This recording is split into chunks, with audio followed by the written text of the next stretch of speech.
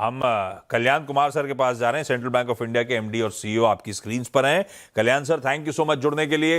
Results रखिएगा, quarter 4 के numbers screen पर आएंगे। कल्याण सर, अपफ्रंट पहला सवाल तो जब क्वार्टर 4 के नंबर्स और आपकी एनालिस्ट प्रेजेंटेशन देख रहा था तो नंबर्स थोड़े से हेजी, वो तो प्रेजेंटेशन ने थोड़ी सी क्लैरिटी दे दी, लेकिन क्लैरिटी आपसे समझना चाहूंगा। वो वन ऑफ एडजस्टमेंट्स के चलते नेट प्रॉफिट 30% साल दर साल गिरा। फुटनोट कहता है कि हमने एक वन टाइम इंपैक्ट लिया था, recognition of deferred tax assets 35 से 25%, जिसके चलते 632 करोड़ रुपए का असर देखने को मिला।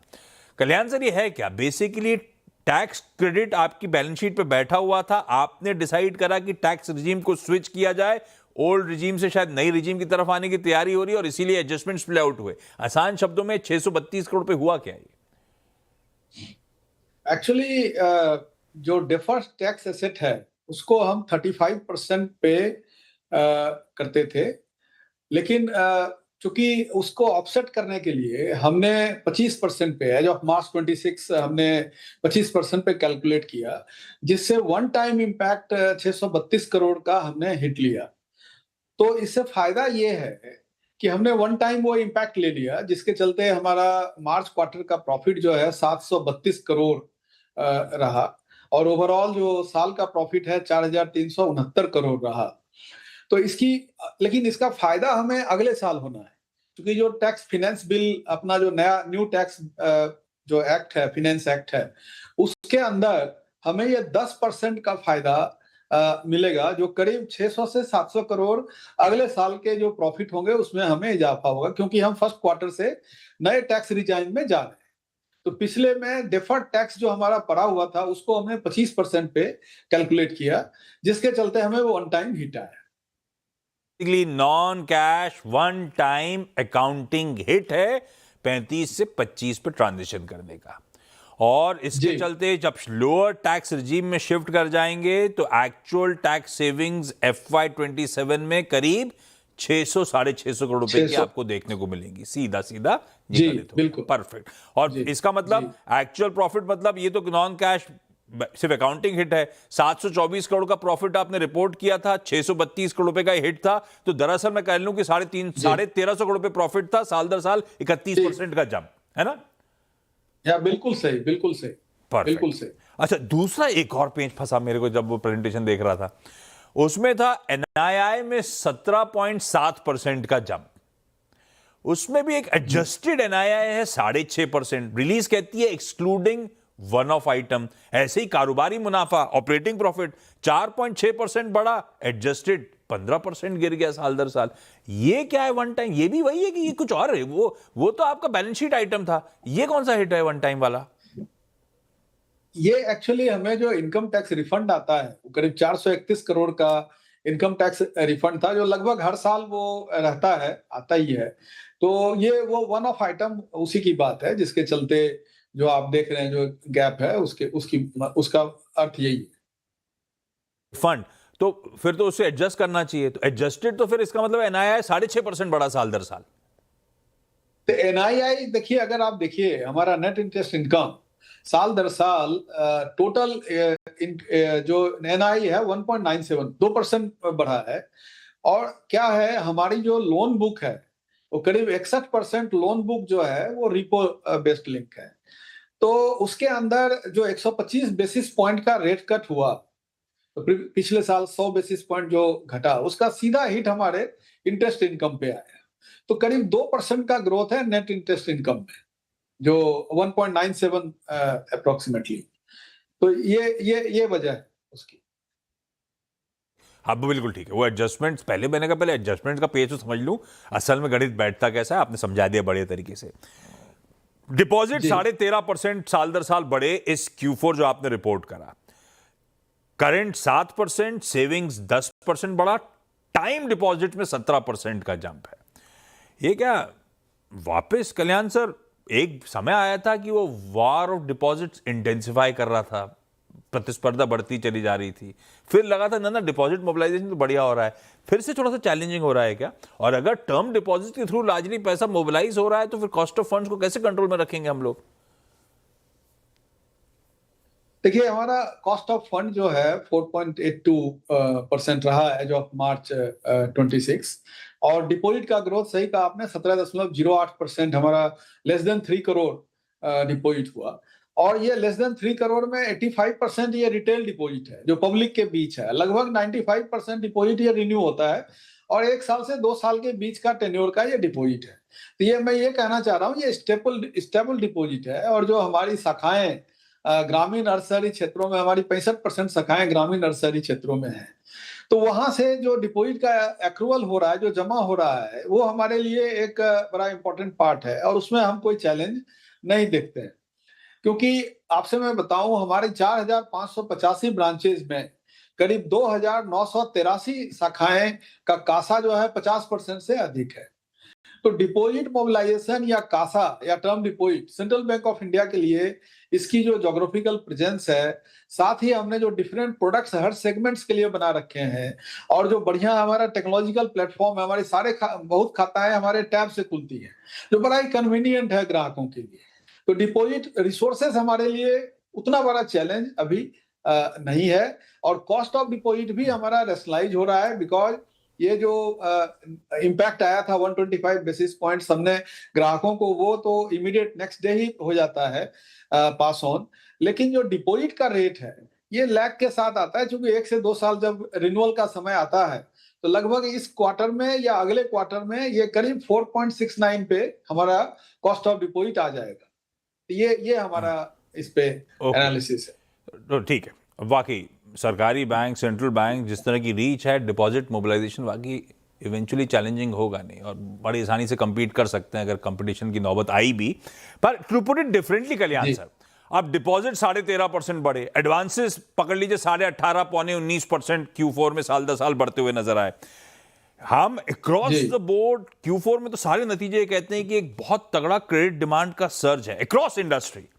कितने कंफर्टेबल हो आप अपने क्रेडिट डिपॉजिट रेशियो को देखते हुए? अच्छा, क्या ऑल्टर करने की जरूरत पड़ेगी, अपने लेंडिंग को स्लो डाउन करने की जरूरत पड़ेगी टू मैच डिपॉजिट मोबिलाइजेशन? ऐसा कुछ करने की जरूरत पड़ेगी? देखिए, हमारा जो क्रेडिट डिपॉजिट रेशियो है वो 73.80 है। 30 सितंबर को ये 66 था, तो हम बड़ा इजीली 73.80 पे आए। और हमारा, सही कहा आपने, एडवांसेस का ग्रोथ 18.76% है। और मार्केट को जो हमने गाइडेंस दिया था, डिपॉजिट का ग्रोथ 10 से 12% है और एडवांसेस का ग्रोथ 14 से 16% है। तो अभी भी हमने वही गाइडेंस मार्केट को दे रखा है डिपॉजिट और एडवांसेस का।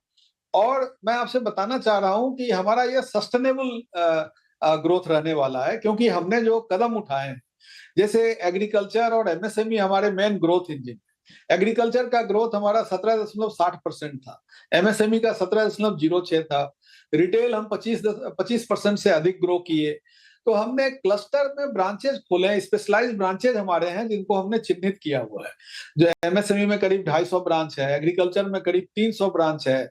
साथ ही हमने प्रोडक्ट्स क्लस्टर वाइज बना रखे हैं और लोगों को अच्छी ट्रेनिंग दे रहे हैं, उस तरह से लोगों को तैयार कर रहे हैं। तो हमें पूरा विश्वास है, रिसोर्सेस में जिस तरह से हमारी फ्रेंचाइजी कायम है, उसी तरह से एडवांसेस ग्रोथ में भी हमें कोई दिक्कत नहीं आएगी। और इसके लिए हम एक नया पहल लेते हैं, आउटरीच, ग्राहक के द्वार पे पहुंचना। तो हम 16 मई को हमने पूरे देश भर में एमएसएमई के लिए क्रेडिट आउटरीच प्रोग्राम रखा है, जिसमें हमारे हेड ऑफिस से भी लोग जाएंगे। एक बड़ा ही बढ़िया एसओपी के अंतर्गत हम ग्राहकों तक पहुंचते हैं और उनकी जरूरतों को पूरा करते हैं, और हमें बिजनेस ग्रोथ में भी मदद मिलता है। सेम एग्रीकल्चर और रिटेल के लिए भी आउटरीच है। 21 मई को रिटेल का है, एग्रीकल्चर का फिर हम 5-6 जून को कर रहे हैं।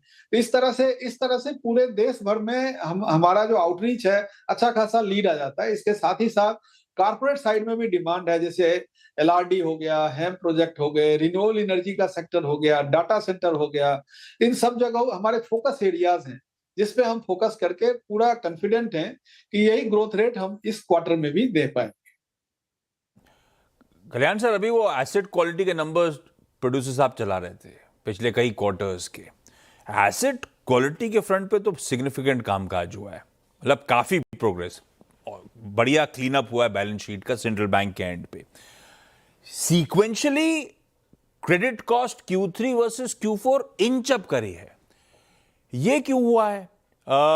क्या मैक्रो, अच्छा साथ साथ क्लब करता हूं, मैक्रो एनवायरनमेंट के कुछ चैलेंजेस, अभी किसी बैक बेंच से चर्चा हो रही थी, कह रहे थे सेंटिमेंट्स तो बिगड़े हैं, अब तक वो ऐसा नहीं है कि उससे कुछ बुक्स को धक्का पड़ा हो, लेकिन हाँ अब चैलेंजेस मैक्रो एनवायरनमेंट के बढ़ते बढ़ते अब 1.5-2 महीने हो गए सर, वो दिक्कतें जस की तस बढ़ी रही हैं। तो ऐसे में आप कुछ स्पेसिफिक सेक्टर्स पे स्ट्रेस आता हुआ देख रहे हो या कीनली वॉच आउट कर रहे हो किसी स्पेसिफिक सेक्टर्स को, क्या हो रहा है मैक्रो एनवायरनमेंट में? देखिए, अभी तक फिलहाल जो हमारा अवलोकन है, जो हमने एनालाइज किया हुआ है, उसमें कोई इस तरह का स्ट्रेस किसी पर्टिकुलर सेक्टर्स में बनता हुआ दिख नहीं रहा है। बल्कि मैं ये कहूंगा कि पिछले साल का जो स्लिपेज रेशियो हमारा था, वो 1.45 था। इस साल स्लिपेज रेशियो 1.16 है। और दिसंबर क्वार्टर का भी अगर देखें तो ये काफी घटा है, 0.44 है। तो इस हिसाब से जो हमने कदम उठाए हैं एसेट क्वालिटी को सही करने के लिए, क्रेडिट अंडरराइटिंग से लेके पोस्ट डिसबर्समेंट मॉनिटरिंग को लेके जो हमने कदम उठाए हैं, तो उसका बेनिफिट हमें मिला है। और किसी पर्टिकुलर सेगमेंट में किसी में ज्यादा स्ट्रेस बढ़ा हो, क्योंकि पिछले क्वार्टर में भी अगर आप देखें, मार्च क्वार्टर में, तो हमारा स्लिपेज नॉर्मली जैसा जनवरी में था, दिसंबर क्वार्टर में था, उसी तरह से रहा है। कोई स्पेशल स्पाइक देखने को नहीं मिला। और FY27 के लिए भी स्लिपेजेस कंट्रोल रहेंगे अब तक, ये मान के चलूं ना? मैंने जो गाइडेंस दिया है मार्केट को, हाँ। ये लेस देन 1%, इससे इम्प्रूव्ड रहने वाला है। अरे वाह। क्योंकि इसमें हाँ। देखिए, इसकी वजह है, मैं जो आपसे कह रहा हूं, इसके पीछे एक वजह है। हाँ। हमने अंडरराइटिंग क्वालिटी सुधारने के लिए 1000 क्रेडिट ऑफिसर को ट्रेनिंग दे रहे हैं। करीब फोकस ट्रेनिंग फॉरेक्स के लिए, क्रेडिट ऑफिसर्स के लिए 90 डेज का ट्रेनिंग रखा हुआ है। अपना जो प्रोसेसिंग सेंटर्स है उसमें इंप्रूवमेंट ला रहे हैं। इस हिसाब से मॉनिटरिंग का जो मैकेनिज्म है, वहां भी हम अच्छी टेक्नोलॉजी के साथ साथ ट्रेंड मैन पावर को डिप्लॉय कर रहे हैं, स्ट्रक्चर में थोड़े चेंजेस ला रहे हैं, फिट ऑन स्ट्रीट मॉडल को और सुदृढ़ कर रहे हैं। तो हम श्योर हैं कि हम 1% से नीचे हमारा स्लिपेज रेशियो इस फाइनेंशियल ईयर में भी रहेगा। तो मतलब क्रेडिट ऑफिसर्स को एक्स्ट्रा ट्रेनिंग दे रहे हैं और इक्विप कर रहे हैं, मतलब वो अब जब लोन दें तो बड़ा ठोक बजा के लोन दें, सोच समझ के लोन दें। अच्छा। बिल्कुल बिल्कुल। कल्याण सर, ये अपडेट कल शाम की कैबिनेट बैठक, अब उसमें emergency credit line guarantee scheme 5.0 को मंजूरी, स्ट्रेस तो है जिसको एलिवेट करने के लिए, जिससे बचने के लिए सरकार ने बहुत समय पे बहुत सही कदम उठाया, कोविड टाइम पे उठाया था, उसके बाद ये उठाया। आप कैसे देख रहे हो इस स्टेप को? MSMEs ने फोन करके बात करना शुरू करी, कल्याण सर ये क्या है, हमें मिलेगा, कब मिलेगा, कैसे होगा? इंक्वायरी आनी शुरू हो गई क्या? देखिए, मैं कहूंगा ये प्रोएक्टिव स्टेप्स है। हाँ है। क्योंकि निश्चित रूप से आप अपने आप को दुनिया से अलग नहीं रख सकते। दुनिया में जो चैलेंजेस है, आप उनसे पूरी तरह इंसुलेटेड नहीं हो सकते। मैंने कहा कि हमारी रिस्क मैनेजमेंट डिपार्टमेंट और क्रेडिट मॉनिटरिंग डिपार्टमेंट पोर्टफोलियो को स्ट्रेस टेस्टिंग करती है। तो फिलहाल हमें कोई स्ट्रेस उसमें नहीं दिख रहा है, लेकिन ये पूर्व की तैयारी है और हम लोग इसके लिए गियर्ड अप है। टेक्नोलॉजिकल ये पूरा ऑनलाइन होने वाला है। ग्राहकों को सीधा ऑनलाइन वो अप्लाई करेंगे और इसको एकदम नियत समय पे उन्हें वो सुविधा दी जाएगी जिन्हें भी इसकी जरूरत है। इसे मैं रिएक्टिव अप्रोच ना समझ के मैं प्रोएक्टिव अप्रोच समझता हूं। ये सारी तैयारी है जिससे अगर कहीं किन्हीं को कोई स्ट्रेस है तो हम उनके साथ हैं। जो Q4 का जो उनका स्टेटस है उसके आधार पे उनको ये सहूलियत मिलेगी। अगर मैं सही हूं तो central Bank of India last PSU था जो वो prompt corrective action PCA framework था, उससे बाहर आया था 5 साल रिस्ट्रिक्शंस के बाद। तो उस फेज में सरवाइव करा, अब बढ़िया ग्रो कर रहा है। मेरे ख्याल से FY26 के numbers one of the best numbers थे, मतलब एब्सोल्यूट नंबर्स, हाईएस्ट रिपोर्ट करती हुई ये कंपनी या बैंक। कल्याण सर, जाते जाते अब हमने झेल लिया, अब हम ग्रो करते हुए नजर आ रहे हैं, तो कल्याण सर और उनकी टीम ने अपने टारगेट्स क्या रखे हैं लॉन्ग टर्म के? किस तरह का ग्रोथ मोमेंटम, किस तरह का आउटलुक अचीव करने का मन? अब तो जंजीरों से बाहर आए हम। जी, बिल्कुल सही कहा आपने। देखिए, हमारा जो कासा का ग्रोथ इस बार का आप देख रहे हैं, पिछले 5 सालों में सबसे अच्छा है।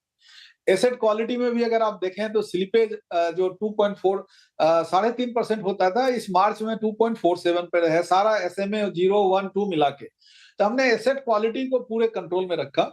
और अभी भी 32,000 करोड़ अभी हमारा करीब रिटर्न ऑफ में है, जिससे हम 2,300 2,500 करोड़ हर साल वसूलते हैं। इस साल भी वो रहेगा।